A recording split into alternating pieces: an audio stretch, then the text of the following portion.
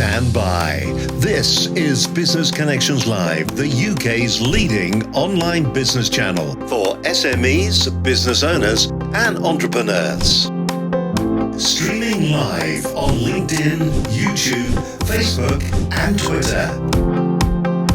The live show is made possible by our sponsor, Restream, the easy way to stream to multiple social platforms at the same time. Restream Studio makes it simple to go live directly from your browser. Get started now at businessconnectionslive.com/Restream. And now, here's Steve Hyland.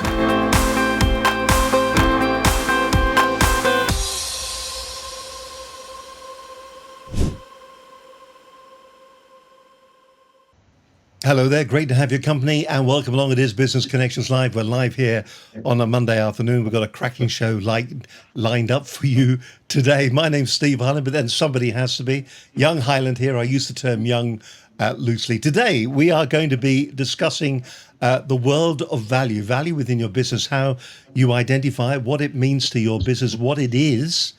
And if you don't know what the value of what you do is, we've got the very man that's going to be explaining all to you, Mike Wilkinson. It's lovely to have you with us today. Thank you very much for joining us on the program. Before we get going, you're up in Scotland at the moment, Mike. Is that right? I am up in Scotland. I'm in Perth in Scotland, where unusually the sun is shining. Fantastic. Well, it's shining down here in the sunny south as well at the moment. So you're normally from the south, aren't you? You're a Sussex boy, aren't you? Oh, good God, no! I'm a Yorkshireman. Oh, Yorkshireman. Really? How could you possibly mistake me for anything else? No, I'm a Yorkshireman, but I'm living up in Scotland now. It's going to be an interesting program for those people that don't know who you are, Mike, and what you do. Can you just give us a brief overview of what you're all about, what you're trying to achieve in business? Yeah, my business is called Axia Value Solutions, and there's a clue in the title that my focus and my passion is all about value. And what I do is I help businesses understand, create, and deliver great value to their customers and get paid for it, importantly. And I do that really by getting them to focus on value rather than just price as a key differentiator. I was going to say, a lot of people don't really understand what people mean by value. And there's so many different words that we use around the word value, like value proposition, the value within the business, the value of the products, and all those kind of things. So how do you narrow down exactly what you're talking about so that we have clarity? Oh, that's a very interesting question. And I think we all use the word value. You know, if I talk to clients, they say they deliver great value to their customers. But then when you ask them what that actually means, it starts to become a little less clear. And my definition of value actually came about when I was talking to a conference in Copenhagen a good number of years ago now. But there were about 120 account managers there. And the night before, we'd gone out for dinner, and every single person I spoke to told me that they delivered great value for their customers. And I thought, this is absolutely extraordinary. I think they'd all been brainwashed in some way. So the next day, instead of doing what I was going to do, I said, look, guys, what I'd really like you to do is to tell me what value is. So what I'm looking for is an Oxford English Dictionary definition of value. And they were all in table groups of around 10, so there were about 10 or 12 tables. And I thought what I will do is I'll get the cards back in from each table, I'll read them out, and we'll come up with what we consider to be the best definition of value. And instantaneously, it was obvious that people were struggling. There was much scratching of heads, and it took a lot longer than I had anticipated. And I finally got 10 cards back, and I was going through them, reading the definitions that they come up with, all of which were different, similar in fairness, but different, until I came across one in the middle of the pack, which had, after about 20 minutes of work, 4 words on it, and 2 of them were value is. So I thought, I can't read this out, but I thought I'm going to have to. So the 4 words were value is a mystery. Now, how bizarre is that? Because David Richards, who is a good friend of the program, he has also just linked in with us. He's connected, and David has just said value. He may well have been there. Value is David's cheating because he must have seen me, and I know he saw me on a podcast I did with Mark Stiving, where we were talking about this very subject. So that's a cheat. But yes, value is a mystery. very interesting. Okay, so if it's a mystery, then what do we need to do to demystify it? Then where do we go with it? How do we bring it out into the open for everybody that's watching this? How do we do that demystifying? Well, I mean, the way we look at it, or the way I look at it, I say value is a mystery, and our job is to solve the value mystery. That's what we have to do. And I must admit, I came away from that conference thinking, well, that's it. I've got it cracked now. Value is a mystery. All we've got to do is go out and solve it. But what became increasingly evident is that you actually need a framework to think about value. Just saying it's a mystery is fine, and it is. And the reason that value is a mystery is that until you understand what your customers think value is, then to all intents and purposes, for those of us in business who are trying to deliver great value, value is a mystery.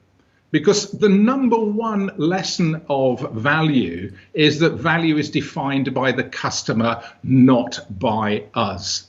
And that's absolutely crucial to understand. We do not define value. It doesn't matter how many hours we spend in darkened rooms thinking about what value it is that we deliver. If our customers don't see it that way, it isn't value. So we started to think about what sort of framework can we put in place to help people understand and articulate value more effectively, and came up with a concept called the Value Triad. And the Value Triad, happily, is used all over the place now by people who've actually seen this, because it's very simple. And it, as its name implies, it looks at value across three dimensions. The first is revenue gain. And the question is, how can what we do help our customers to improve their revenue? So if you look at all the things, the products and services that you provide, how can they help your customers improve their revenue? You might be able to improve the quality of their products so that they can premium price it. You might be able to improve their productivity so they can sell more of it. But whatever it is you do, you need to think about how what you do improves their revenue. Do you think a lot of the time that as business owners, because you see this on websites as well, we tend to be inward looking all the time, and it isn't about the customer, it's all about us, it's all about me, and not about them. Certainly when I'm doing any of the sales training I'm doing, particularly, my focus is on I call it transforming the way that people sell, because all too frequently that is exactly how people sell. The first thing they want to talk about with a customer is all the wonderful products and services that they have, rather than understanding what the customer's issues, problems, challenges, opportunities might be. And it comes back to a failure to solve the value mystery. So if you do we do that, do you think? Because what we're trying to do is to establish our personal value to the client. So we're trying to establish the gravitas in what we're saying, that you can trust us. And that's why we tend to lead with the me bit. I think that's certainly part of it, hence the reason for 40 slide deck corporate presentations, specifically designed to bore everybody to tears. I think part of it is also a certain lack of confidence very often, particularly when I'm talking to people who are technically very good. They tend to be really excellent at talking about their products and feel very confident talking about their products. They feel less confident talking about the customer and the things that are important to the customer. So it is a really important change of focus, and it does completely transform the way that you go about the sales process. I interrupted you there when you were talking about the triad. Let's talk a little bit more about that and work our way around that model for the moment so that we've got that clear in our head as we progress on. Tell us Well, more about the triad. Yeah, well, think about the triangle. At the top element of the triangle is revenue gain. I was going to make the point that sometimes revenue is not the key measure. Sometimes performance gain is a better measure. For example, if you're in healthcare, revenue might not be the measure, patient outcome might be the measure. But for most of us in business, it's how can we help our customers improve their revenue? The second element then is cost reduction. And the question is very similar. How can we help our customers reduce their costs? So what is it that our products or services can do that help our customers to reduce their costs? And they could be all sorts of things like reducing waste, reducing the level of manpower required, all sorts of different areas and different ways in which we can help our customers to reduce their costs. And the issue there, if you think about revenue gain and cost reduction, they are both tangible, objective measures. It is possible to put a number around them, and you absolutely should, because customers are not interested in you coming along telling them that you can help them make more money and how they can save money. What they want to know is how much and by when. So monetizing your value starts to become particularly important. Do you think a lot of people will actually go down that route when they are presenting their brand, their product to a customer? I mean, we've already said that a lot of people will kick off with the large presentation and they'll talk about themselves for a while, but they won't understand the pain. Are you just really telling us a different form of a sales structure as opposed to, and just dressing up with different words? Is it the king's new clothes? No, it's not the king's new clothes. I think if you've been into solution selling or consultative selling, it is all about understanding customer issues first before you come up with your solution. Having said that, my experience is that people are still locked into really having a product first approach to the sales process, going in and telling people all the wonderful things that they can do. There is still a lot of show up and throw up going on, rather than really targeted solutions developed as a result of fully understanding the customer issues. So in summary then, just summarize to try it again so that we've got it clear in our heads before we move on to the challenges, the 7 challenges. You've only got 2 bits of it so far. Oh, You've right. got revenue gain and cost reduction. And there is one other thing I'd make the point about that. If you are going to talk about how you can improve the customer's revenue or reduce the customer's costs, you have to understand, where does the customer generate revenue and where does the customer incur cost? Because if you don't know the answer to those 2 questions, it's going to be very difficult for you to demonstrate how you can help effectively. So that, again, I think if you are going to sell on if you're going to sell on value, there is a lot of work to be done in terms of truly understanding the customer's business and how they incur cost and generate revenue. Now you've put together, so there we have it. We have the triad now, once and for all. No, you haven't. Is there still more? You're missing a bit. We've got revenue gain, we've got cost reduction, but the third bit, yes, which is the bit we struggled with coming up with when we were defining what it was, the third bit we eventually determined we called emotional contribution. And that is the much more intangible, the much more subjective element, which is so important. And it is all around trust and credibility and the value of your brand, what it says over the door. It's about relationships. It's about perceptions of risk. It's about being easy to do business with. All the things that are much more difficult to stick a number around, but which are nevertheless still hugely important. So now, Steve, now you've got the 3: revenue gain, cost reduction, and emotional contribution. But do you think that fits, though, for every kind of product that or service that is sold? Should we all be stepping back, thinking about that, the triad, thinking about those headings, regardless of what business we're in, regardless of how big or small our business is? Yeah, pretty much. I would say absolutely. They all have a role to play. But in the model itself, obviously, the three triangles are the same size. But in reality, they're all very different. You may be making a sale where the purchase is very much emotionally driven. Take a car, for example. When you're going out to buy your car, whether we like to think about it or not, a lot of the purchase decision is driven by emotion. But emotion is still very important in a business context as well. Businesses don't make decisions, people do. And as long as people are involved, then emotion will be a key part. Our job in solving the value mystery is to understand our role in helping customers improve revenue and reduce costs, and the relative importance of those two things. When you explain this when you know, as a consultant, and you're going in and you're talking to managers, sales directors, and people like that, do you ever see their eyes glaze over because they just don't get the concept that you're trying to get over? I think most times they get it and they understand it pretty quickly, to be honest with you. Whether they're doing it is a slightly different issue.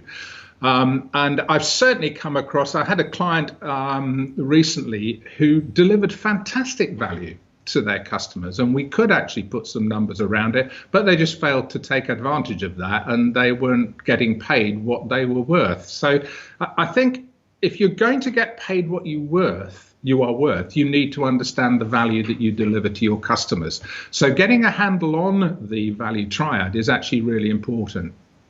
Okay, now we've got a question, David. I knew David would be very heavily involved in today's program because I knew David would be asking something. Yeah, David was going to be asking something and everything, and there was no doubt in my mind's eye that would be the case. Says, do you think it's easier to show value against the customer's current pains and problems as opposed to customer gains or future benefits? So, what's your feeling on that, Mike? My feeling, absolutely, David, is that it's against pains. Pains are a much bigger motivator to do something than gain is. And the example that I give, again, when we're going through the sales process, I very often find that people, even if they're actually understanding what the issues are, they're failing to actually get commitment from the customer to do something about it. I work on the assumption that every business you ever come across, every customer that you have, will have problems and issues and challenges, most of which they will do absolutely nothing about. So what we need to do is to motivate them to actually take action. And pain is the biggest motivator because there is a level of urgency attached to a pain. If I've got a problem that I see as a pain, I want to solve it.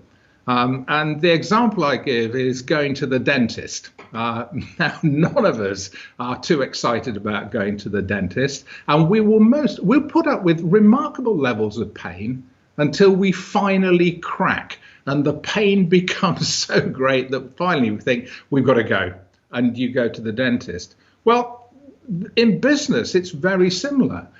Sometimes customers don't even realize the pain that they are actually getting involved with until you point it out to them. I can give lots of examples, but one very simple example was working for a company that provided metalworking fluid. And a large proportion of the cost associated with that was disposal costs, because it doesn't last forever. It has to be disposed of every 2 or 3 months or whatever it might be. And until you sit down with them and get them to really think about what the implications of that are, there's the cost of disposal, the cost of replacement, the amount of downtime that they have, also, tool life changes, all sorts of things. And when you sit down and you add it all up, it starts to become even greater. So that level of persuasion becomes even more important. Within businesses, do you think we have a number of identifiable challenges that we as business owners should be looking at before we even start talking to you? Is there a process? Are there a number of challenges within every business that we should be looking at and highlighting? Well, I think they are. And you mentioned the 7 challenges of value, which is the journey that I take businesses on when we're thinking about value. Are there any things? I think getting a business to a point where they recognize that they need to do something about it is exactly what we've just been talking about. The business needs to recognize that they're doing things in a way that is not delivering the results that they would wish to have at a level at which they feel, gosh, we really do now need to do something about it. And this pain and gain thing is very important. It's not to say that gain is not an important motivator. It is. It's simply that pain is a bigger motivator. Again, and as an example, imagine I want a fridge. Now, I don't know why, but I've always wanted one of those big American-style fridge freezer jobs with You look the kind of bloke that would. Yeah, ice machine and all the rest of it going on. And I don't have one, incidentally. But if you imagine I walk downstairs in the morning and there's water all over the floor and my fridge is broken, because I guarantee that for all of us, if your fridge is broken down, you've got to fix it, and you've got to fix it quickly. The motivation to do something is instantaneously. There is an urgency there. I walk down into my kitchen every morning and I look at my fridge and think, I wish I had an American-style fridge freezer, but I still haven't got one. But if my fridge broke, I'd have a new fridge tomorrow. And I think that's the difference between the two. It's very interesting. You were talking about cars earlier on. I'm going through the process of possibly getting a new vehicle. And I must admit, it is very, very emotionally driven, isn't it? You go out with one budget in your mind's eye, and before you know it, you fall in love with the vehicle, and you think, and that becomes the all-encompassing, the all-consuming vehicle that you want that's just slightly more expensive. But and they know that, don't they? They know that, these damn dealers, they know it. And you justify it in your mind.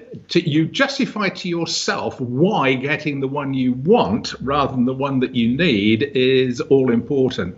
And I had a friend of mine who every time he got a new car, he'd put a spreadsheet together and he'd have, purchase price, service costs, miles per gallon, residual value, insurance, absolutely everything. So in the bottom right-hand corner, he could tell exactly which was the most cost-effective car to buy. And I said to him, how often have you bought that? And he said, never. Exactly. I was going to say, if he did buy that, don't go to the pub with him, because he's obviously not going to be that exciting to go there with. Linda's come back. Linda has said to us, she said, Linda is a transition coach at the moment, so she's really busy. Difficult job at the moment if you're dealing with transition, isn't it? Because the goalposts keep moving all the time. She says, also worth when you research your client, looking at what their customers say about them. I'll put that back up again and finish reading it. Up you come. There you go. Also worth seeing what their customers say about them and not just look at the good reviews. Trouble with reviews, though, of course, is that people invariably write either very good ones or very bad ones. You never get the norm in the middle. Well, hardly ever anyway. I think that's right. I think it certainly in terms of researching customers, the things that I would suggest people to do other than the sort of basic desk research that you would anticipate is try to establish who is your customer's customer. Because that will tell you quite a lot about what they do and how they do it and who they do it for, which is important. What is their value proposition to their customers? What is it that they are telling their customers that they can do or they do for them? Because that will provide a focus for us when we're talking to them about how we can help them to do the things that they are trying to do for their customers more effectively. So yeah, all of that background research is really important. Now, Mike, on our little bit of prep sheet that we work out together before we do the program, we've covered what is value. I don't think you've given us because it's all about lists now. We've talked about the triad, but we haven't talked about the 7 challenges of value that every business faces. I know we've kind of touched on it, but can you give us the definitive list? I can. Look at this is the power of green screen, isn't it? Yes, indeed. Hold it in front of your shirt. It all works wonderfully well then. It does. Yeah, the 7 challenges of value. I arrived at the 7 challenges of value by a fairly circuitous route as well, because everything's strangely circuitous. I'd written a book called The Challenge of Value. some years ago, and I was talking at conferences about it, amongst other things, and somebody came up to me and said, that's really interesting, I like the book, but what are the 7 challenges? Oh, sorry, what are the challenges of value? And I thought, gosh, that's a really good question. So I began to think about exactly that, and I did quite a lot of research. I talked to a lot of people, a lot of businesses about the challenges that they faced as they moved from understanding value at one end to delivering it at the other. And we came up with 7. And there is no magic about 7, Steve. I know you and I have talked about all sorts of 7. Well, prices that end in 7 are magic. You've got to have a price that ends in 7. Reduce anything from $200 to $97 and you're on to a winner. There's no two ways about it. Yeah, well, we also thought about the Magnificent 7. We thought about the 7 dwarves. That's right. The 7 samurai. It had nothing to do with it. I know that everywhere you look, there are 7 this and 7 big mistakes and all sorts of stuff. The 7 challenges was not driven by a desire to have 7, but that is simply the way in which it worked out. And if I take you through them, the first challenge we've already talked about, because the first challenge is understanding what value is, both as a concept. So now we know what it is as a concept. It has those 3 component elements: revenue gain, cost reduction, and emotional contribution. But the most important thing is to understand what it means to your customers. So the only way that you are going to find out the answer to that is by asking them. And this is where solving the value mystery comes in. So that's really the starting point. The next challenge is slightly strange, because challenge number 2 is to recognize that people's perceptions of value are constantly changing. And if you ever wanted any evidence of that, just think back over the course of the last 4 or 5 months, because people's perceptions of value today are likely to be completely different to what 4 or 5 months ago.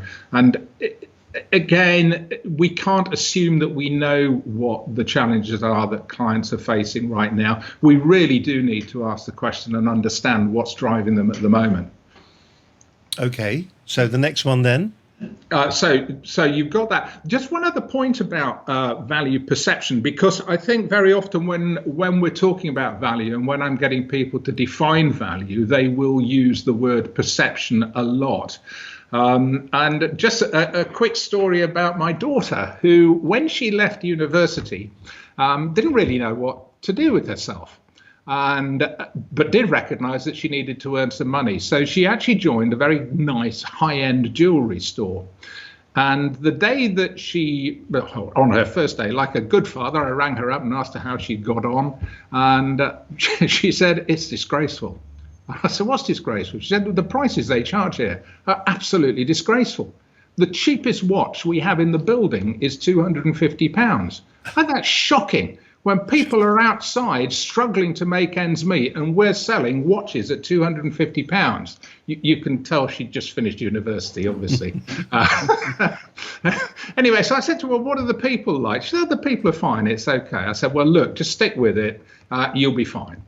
And by the way, I said, "What's the most expensive watch you sell?" She said, "Well, virtually anything you want, but we have Rolexes in stock that are about £10,000 a go. So there you go."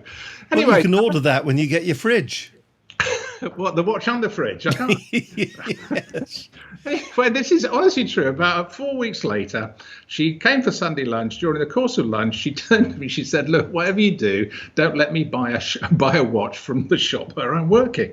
And I said, "Well, I thought there was absolutely no prospect of that because the prices were absolutely disgraceful."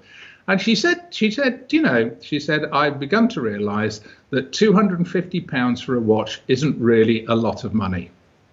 How interesting. And it is, but it's perception, isn't it? And working in that environment.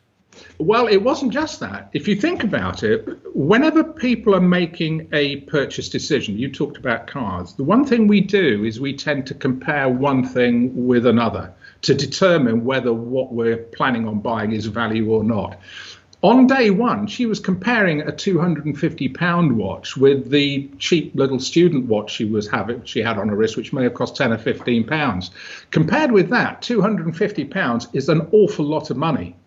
4 weeks later, she's comparing a £250 watch with a £10,000 Rolex. £250 really is not a lot of money when you look at it that way. So, I mean, we're nearly leading on to pricing and the whole psyche of the way you price your products and your services, which is really interesting. Mike, I'm going to ask you to hold your thought for a moment, if you don't mind. No, and we'll come back to you in just a second. You have a bit of a breather, a slug of tea. Before I get rid of you for a second, a unique selling proposition that people have, a USP. What's your feelings about that? Do you think enough businesses actually do put their stake in the sand and say, you know what, this is what we're all about? It's a really interesting question. I think when it comes to value, if you're going to sell value, you do have to have a differentiation that people will attach value to. If that happens to be a unique selling proposition, all well and good, or it could be a combination of a variety of things. So, for example, if you add up all the revenue gain and the cost reduction contribution that you make for a customer, that may be your differentiation, but it's your ability to demonstrate and communicate that's all important. If you're lucky enough to have a completely unique selling proposition, do not hide it under a bushel. Well, last week's guest on the program was Tim Coe, and we were talking about having not only a unique one, but a seductive one as well. Listen, some good key takeaways from last week's program. Mike, we're back with you in just a moment. But for the moment, let's go to Tim Coe. He was on the program last week. Absolutely fantastic show. If you've missed it, I suggest you watch it in full. It was a great show with the key takeaways. Here's Tim Coe.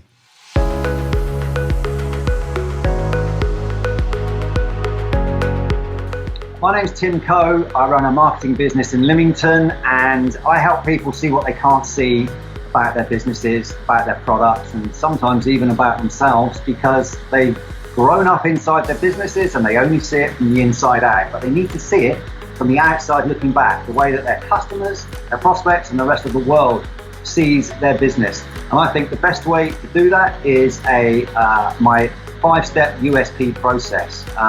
The outcome of a USP process is a 15 or 20 word phrase that powerfully conveys why your ideal target clients should do business with you over any other choice that they've got, or maybe not even buying. And it conveys this value in a unique way, with a unique product. You may be doing things exactly the same as anybody else, but you need to be able to articulate it in such a way that people can remember it. Most people talk about trying to please everybody. You should be trying to talk about trying to please one particular type of client. The utterly seductive proposal is for me, it's the best way to build value, to create rarity value. If you can answer questions as such as, why should I look forward to doing business with you? What have you got that I can't get anywhere else? Why should I buy from you over any other choice that I've got? What do you know that nobody else knows? What are the results going to be of people not buying your product? If you can talk about what's going to happen if they don't buy your product, that can quite often be a better motivator than talking about what will happen if people do buy your product. So once you've got a 15 or 20 word phrase, you can then rubber stamp your entire marketing arsenal with this unique way and new way of talking about your business that now creates a lot more value and makes your competitors look mean and obsolete.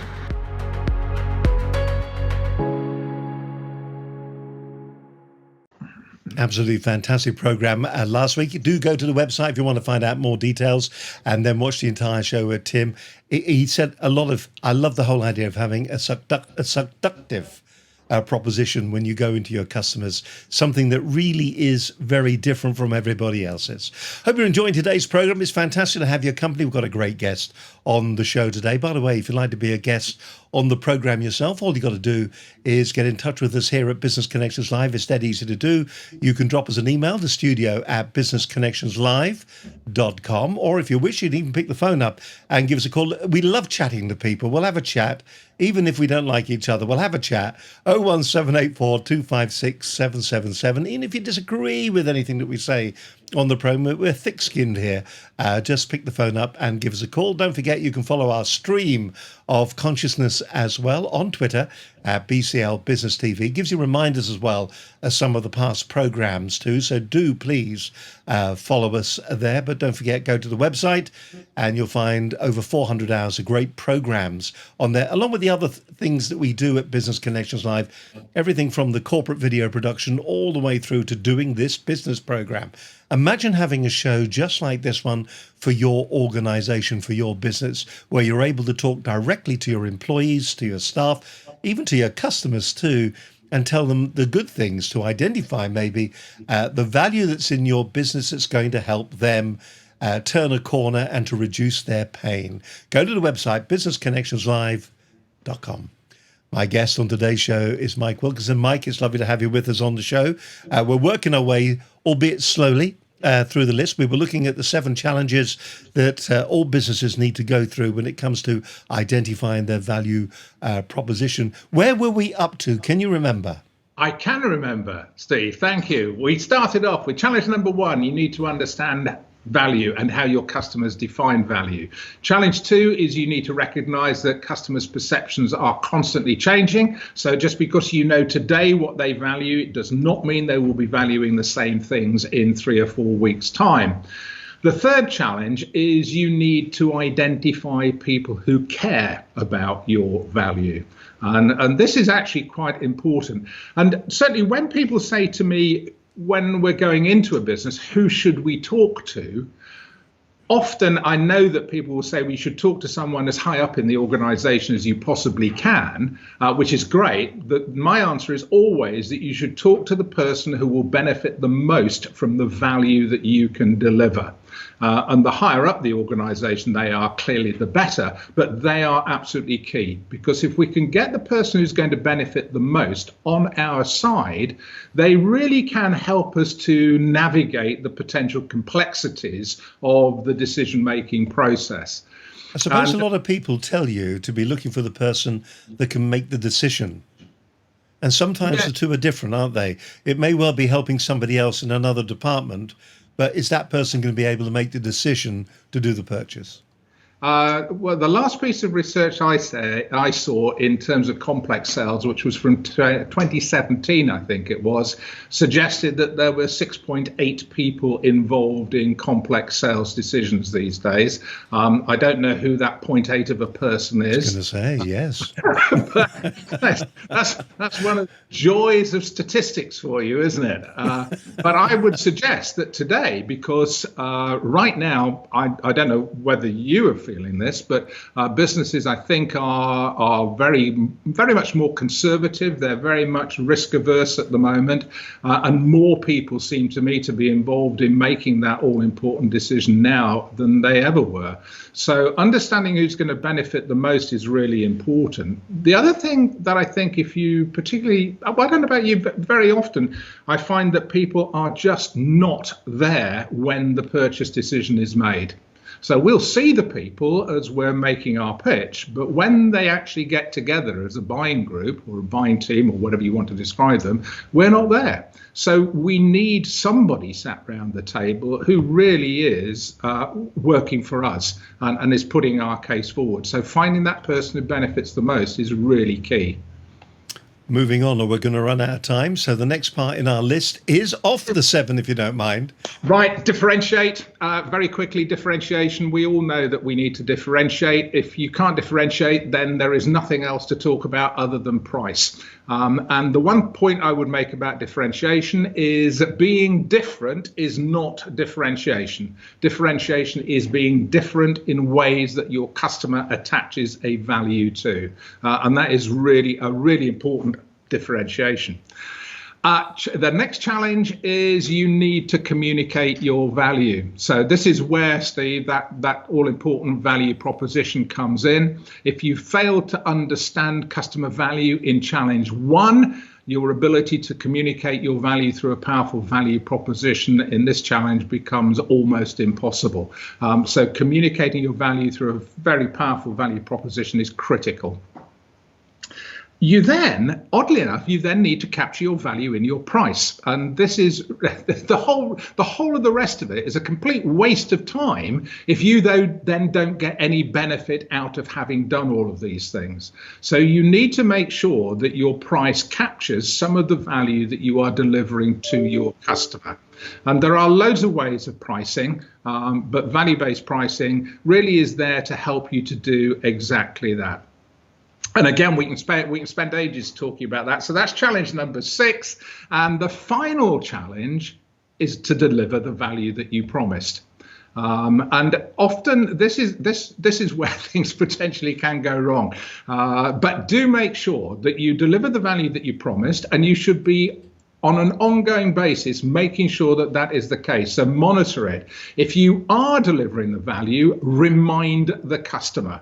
Because my experience is that customers are really good at telling you when things are going wrong, but they're not that good at recognizing when things are going really well. So do keep reminding the customer when you're delivering the value that you promised. If you're not, you must do something about it. You can't just pretend it hasn't happened. You need to work with the customer to get back on track and deliver the value that you promised. Those are the 7 challenges, Steve. The 7 challenges that we have. So now that we've got the challenges, can we apply some of that knowledge that we have now to the sales process? Because I know that you have a 4-step value sales process. So tell us a bit about that, because I think sometimes when we listen to this and we hear the 7 challenges, it's that relatability, how we use this information now as a powerful tool to allow us to be more successful when we are selling our business. So take us through that process. Yeah, I think the thing about the value sales process is it is if you like, it's the tool that'll help your customers go on that journey, on that value journey. I always think about my job as simplifying the complex, not complicating the simple, which is why I only have 4 steps in my value sales process. But you could argue that like a swan, it might look quite serene on top, but there's a lot going on underneath. So the 4 stages are, first of all, you won't be surprised to hear, I'm sure, is that you qualify the opportunity. Today, more than ever, this is really important at a time when, frankly, for many of us, any business looks like good business. We need to take a step back and just ask ourselves, is that really true? One of the thought processes that I go through when I think about that is, if you wouldn't have taken the business in good times, should you really be taking it now? Which is a useful. That's a big decision, though, isn't it, at the moment? Because there are people out there that are scrambling nearly for any business at all. It is hugely, hugely difficult, but I think I think many businesses are in survival mode, and that puts a completely different complexion on this. But I would just take a step back and be sure before you do it that you're doing it for the right reasons, and it's not going to give you more problems later down the line than you would wish to have. I think in qualifying opportunities, there are 2 questions I think that you need to address. There are some massively sophisticated tools to help you do this, but actually it's only about 2 questions. Number 1, do you want this business? And when I ask that, I mean, is this the kind of business you're looking for? Is it a target customer? Is it going to deliver the margins that you want? Are these people going to be easy to do business with, or is it just going to be hell on earth from the minute you start working with them? That's question 1, do you want it? And question 2 is, realistically, can you win it? Because if the answer to either of those is no, then you would be better off investing your limited time and effort in pursuing opportunities that you do want and you can win. I think it is very difficult, though, isn't it, for a small business owner at the moment, when you look at those 2 questions and you think to yourself, there are going to be people, this is the race to the bottom, isn't it? There are going to be people out there who will, at any cost, will go after the business.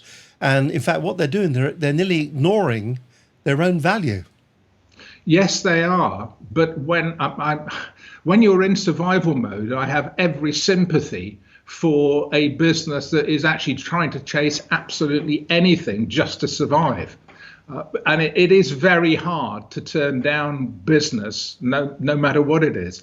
I do remember working for one of the large engineering businesses in France, and the CEO of that turned to me one day and said, what we're actually looking for is not more business, we're looking for better business.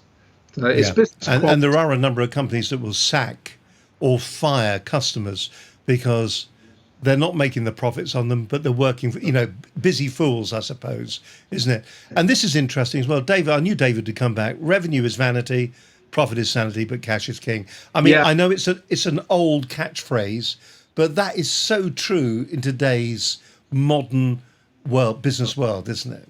Oh, I couldn't agree more. It's absolutely critical. It's that pursuit of the vanity project it can be very nice, but right now more than ever, cash is king. Yeah. Okay. So that's the beginning then of our 4-step value sales process. Let's move on with that then. Yeah, what you're trying to make sure is that you're putting quality opportunities into your sales funnel. And the next step in the value sales process is what I call value discovery. And this is the part of the sale where you are really beginning to understand the customer in detail. For me, this is absolutely the most important part of the entire process. If you get value discovery right, this is where the selling takes place. At the end of the value discovery process, or part of the process, the customer will already be sold. All you will then need to go on to do is to demonstrate that, yes, you can do the things that you've agreed are needing to be done. So in value discovery, you're making sure that you're talking to the right people and you are looking at, with each of them, what are the issues, the challenges, the problems, the opportunities that they have? What are the potential financial impacts of those on the customer's business?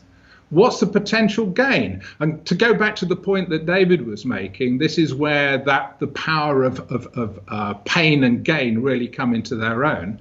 And then the final bit is to say to the customer, look, given all the issues that we've identified and the cost of those to your business, are you committed to doing something about it?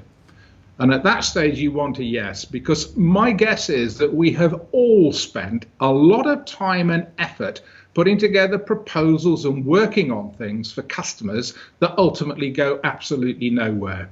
And one of the reasons for that is that we failed to build up that pain or that gain to a point where they were committed to doing something about it.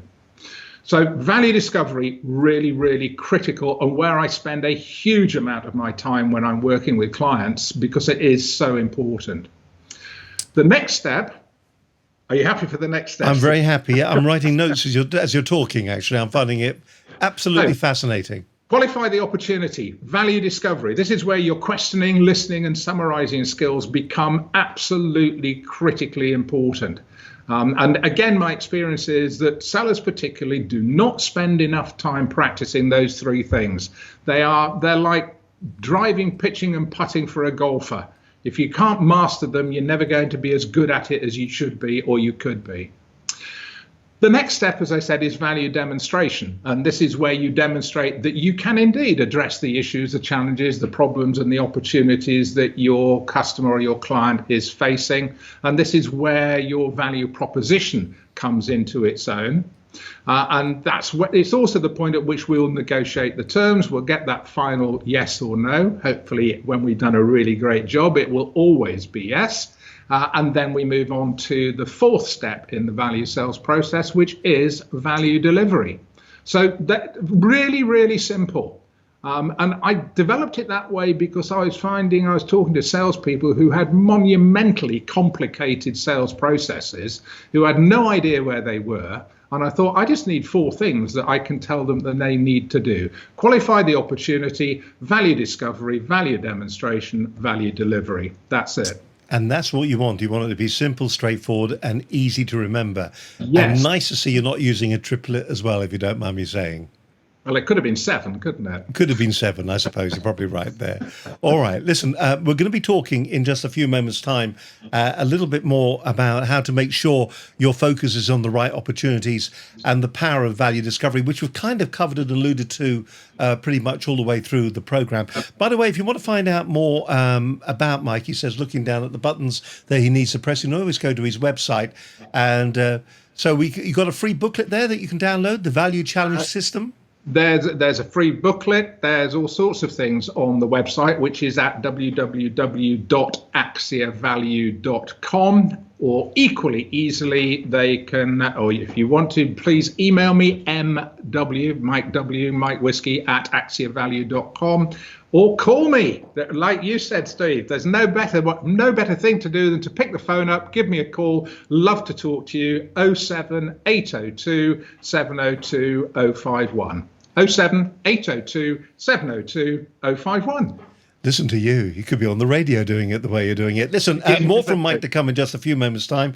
We're going to talk for a moment about inbound marketing. We're going to be talking to Steve Mills, an old friend to the program. He's just going to give us his insight on inbound marketing. This is surprising. This is the key takeaways from a program that went out nearly 4 years ago. And when you watch the program, first of all, Mike, you know Steve. He's got more hair in this, and that's one difference. But also, many of the things that he says are still relevant in today's market. So here's Steve Mills talking about inbound marketing.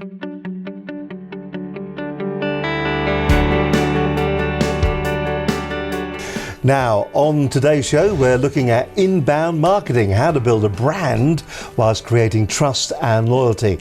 And my guest on today's show is Steve Mills. He is the prudent marketeer. How do you improve the performance? If you're going to do this, you're going to invest time, money and effort. We really want to make sure we get the maximum return on investment from that. I think one of the big changes in marketing is being the change from being very sales focused. This idea of inbound marketing, where you get people to opt in to your information, and you do that through education. I'd say list building is one of the keys to inbound marketing. You know, I believe we need to do is to try to engage with people, to educate people, to build those relationships. I've been saying for years, marketing is about getting people to know you, like you, and trust you. I see one of the biggest failures in marketing is actually what I call FTIing. Let me write that down. Failing to implement. Simple as that, Steve, you know. Just do it. Yeah, just do it. So this is a 5-step process. This is about developing your crowd, the number of people that you've got on your database or that visit your website. From there, what we've got to do is start to convert them. I call it going for a coffee. You know, that's what we literally need to do, you know, to develop that relationship. From there, you've got to get your first date, in other words, your first sale. We've got to start to convert this database and this relationship into a sale. The next step is about turning that into real cash. And lastly, it's about continuity. Getting people to buy from you again and again and again. Will you marry me? Yeah, will you marry me? Yeah. Satisfied customers are not good enough. What you need is raving fans, people who will buy from you, they would never go anywhere else. They recommend you to all the people that they know, and they're absolute advocates of you and your business. I think the key is to focus on all 5. I get asked so often, I get asked this question, what is the one thing I should do, Steve? Well, there isn't a one thing. No, there's never a one thing. There's only multiple things. I said the one thing is many things. You know, you cannot, one of anything, I think, Steve, is really dangerous in marketing. You know, if you've got one approach, you put all your effort into search engine optimization and Google changes its algorithm. 80% of your business disappears overnight. How do we improve the way we capture information? And you've just shown one great way. having something that you can give for free on the home page of your website. But I think, again, it's about the multiple step approach. I have a saying that I've said for many years: in marketing, you've got to be outstanding by standing out.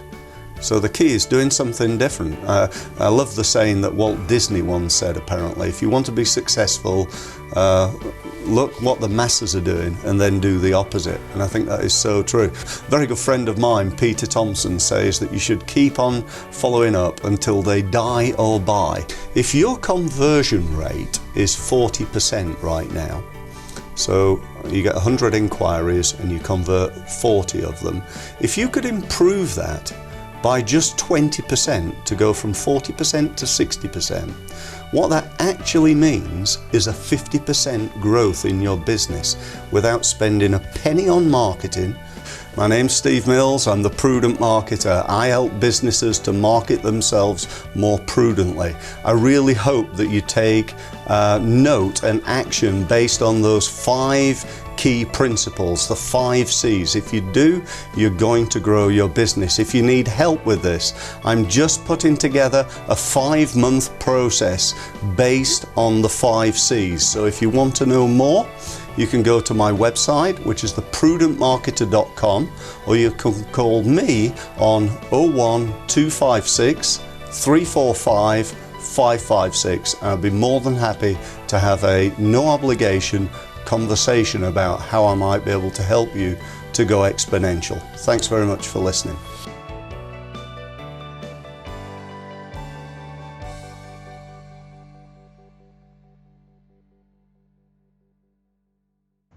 I will have to check on those numbers for you to make absolutely certain that they are correct. Do go to our webpage at businessconnectionslive.com and you'll find the very latest contact details. Steve is no longer the Prudent Marketeer. The company name has changed, but the content and the information that Steve teaches, trains, and also goes out with these days, acting as a consultant, is still the same. So if you want more details, just find Steve Mills. Fantastic bloke, really knows what he's talking about when it comes to marketing. The other thing you may have noticed, I was wearing the same shirt. That is 4 years ago. And he was wearing my tie. The thieving so-and-so. So I know he had mentioned to me that he'd had to borrow your tie for that yeah, just goes to show, doesn't it? Because Really and truly. When I looked at him, I thought he was off to a wedding after he'd finished with you. Very good. I like it. You're watching Business Connections Live. My guest today is Mike Michaelton. And Mike, let's move on to how to make sure you focus on the right opportunities. I think that's going to be Wilkinson. Sorry, not Mickelson. What do I call you that for? Mike Wilkinson. Because I'm from Scotland. It happens. There was too many M's there. How to make sure you focus on the right opportunities. Where do we go to with that? And how do you make certain you're doing it? And also, where is your measure? How do you know that you're getting it right when you're doing it? It's a very interesting question. I think, as we've already said, making sure you're focusing on the right opportunities means that you have an opportunity that answers the 2 questions that we mentioned. Do we want this business, and can we win this business? You want a positive answer to both of those. I think for most of us, if we are going to look out for the next year, we need a plan. We need to think about who do we want to be working with? Who do we want to retain as a customer? Who do we want to target as new customers? And then clearly one of your measures of success will be the extent to which you're doing those 2 things. So are you growing business with existing customers, and are you bringing into the business the targeted customers that you're looking for? So I think that really is the way I would go about doing those 2 things, Steve. Okay. Listen, we're very nearly at the end of the program, unfortunately. It's been a fantastic show today. I think the hour is practically up, if I'm not mistaken. It is. Look at that, 12:59 and 20 seconds and counting. If you had to sum the show up, the key takeaways is what I'm after.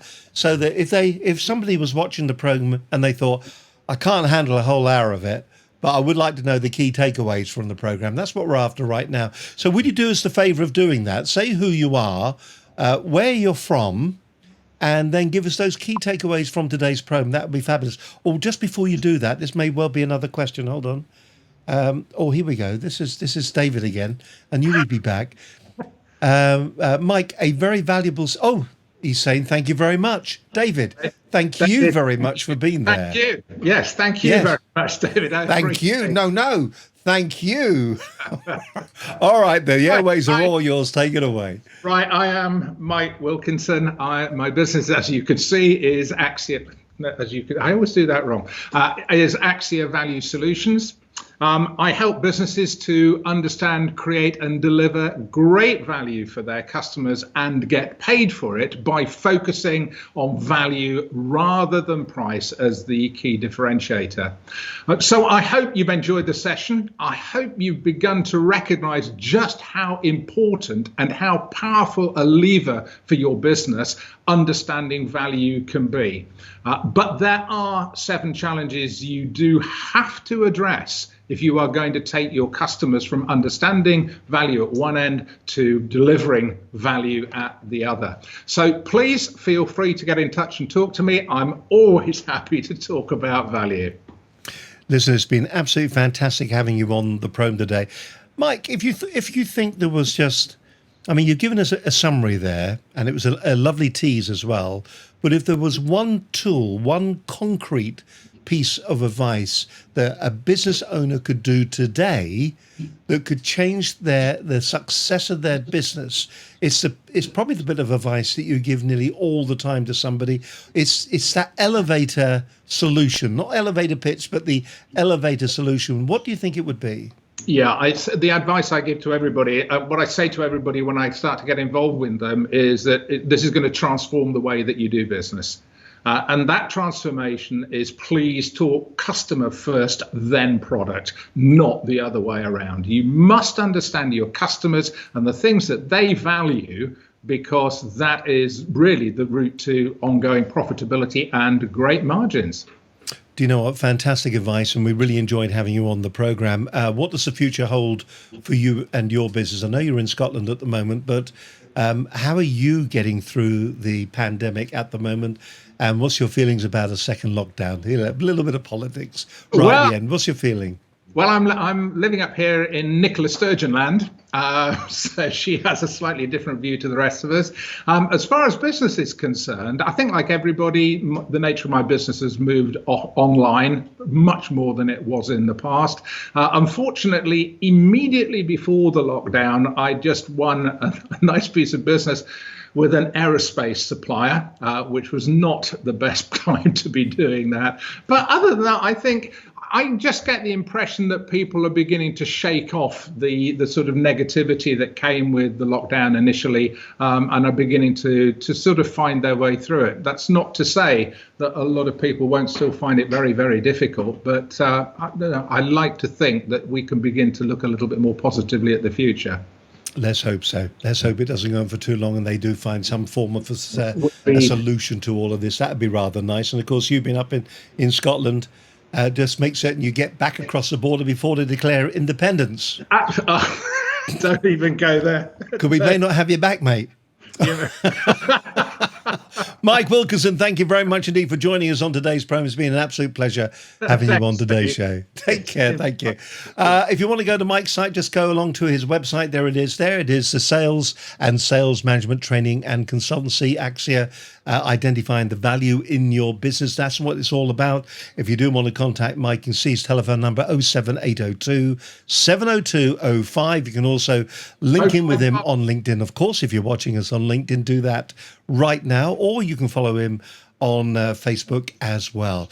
Thank you very much indeed for you today watching the program. Thank you very much for all your questions that come through. We're going to do it all again next Monday. Already I'm excited. Take care of yourselves while you're out there. Another lockdown, maybe perhaps potentially just around the corner. But until we do this all again, stay safe. And from me, Steve Hunt, and all the team, have a great week. Bye for now. Bye-bye.